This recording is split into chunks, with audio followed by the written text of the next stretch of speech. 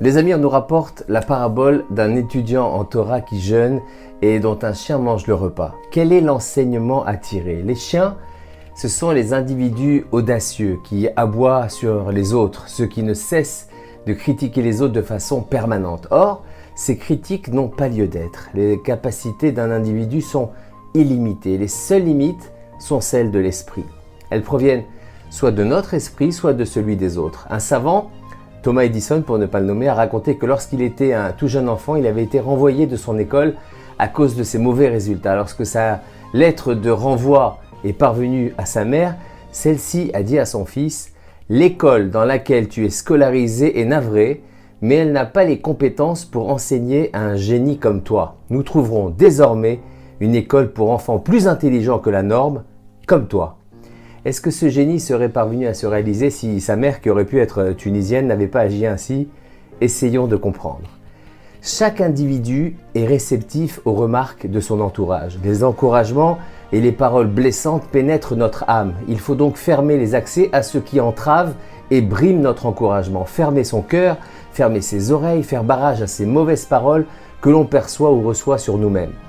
Le chien aboie, la caravane passe. Il est nécessaire de faire obstacle à ces paroles qui nous font croire que nous ne réussirons jamais, que nous n'avons pas le profil pour tel ou tel projet. Aujourd'hui, personne n'est capable de supporter le négatif et c'est la responsabilité des parents, des conjoints, des professeurs et des amis de ne jamais décourager. Il suffit de glisser un petit mot de travers à quelqu'un alors que son cœur était ouvert pour qu'il y ait un blocage. Bien souvent, on ignore l'influence qu'on exerce sur les autres. Parfois, on donne du poids aux dires de personnes insoupçonnées. Savez-vous ce qu'est un traumatisme? C'est une parole bloquée à un endroit où une énergie doit passer. Et si un jour, un individu a une belle opportunité, il se bloque sur cette case traumatisme. Chacun vient au monde avec son potentiel de base, avec le minimum pour avancer.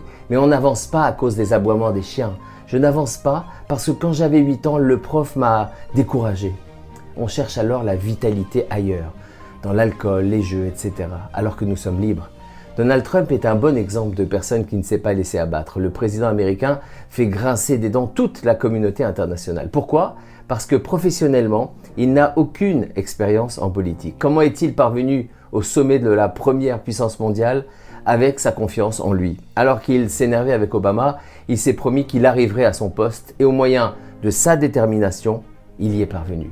Les chiens qui aboient sur nous cherchent à nous enlever cette détermination. C'est la raison pour laquelle nous devons nous protéger en ne cessant jamais de nous remémorer le positif qui est en nous, en ne nous laissant jamais abattre, en prenant conscience que nous sommes entourés de chiens qui aboient et qui souhaitent simplement nous décourager par leurs mensonges. Une des facettes du découragement, c'est l'amertume, mais aussi le doute. Lorsqu'on nous aboie dessus, tout ce qu'on entreprend a une goutte de doute. Alors le doute, c'est moins 50% de la motivation, donc moins 50% de réussite. Hachem, Dieu ne donne pas la vie à des nuls, c'est le monde qui reste dans l'ignorance. Un jour, un homme était venu voir le Rav Avraham Ifra, il avait fait son alia, et comme chacun lui avait raconté qu'en Israël, il était difficile de trouver un travail, il accepta le premier travail proposé, ouvrier dans une menuiserie. Un beau jour, il prit conscience qu'il était capable de beaucoup plus. Il se reprit en main et commença une nouvelle carrière. Qu'est-ce qui avait changé? Rien. Tout était là.